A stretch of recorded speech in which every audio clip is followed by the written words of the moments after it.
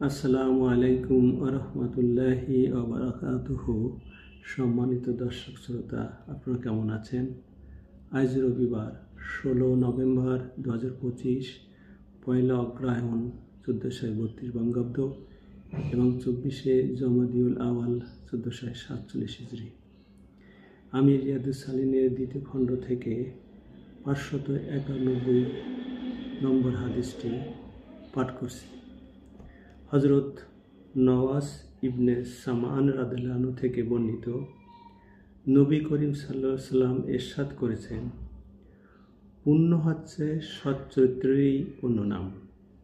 অন্যদিকে গুনাহ হচ্ছে এমন একটি বস্তু তোমার অন্তরে খটকা বাঁধে এবং লোকেরা সে সম্পর্কে জানুক তা তুমি অপছন্দ করো।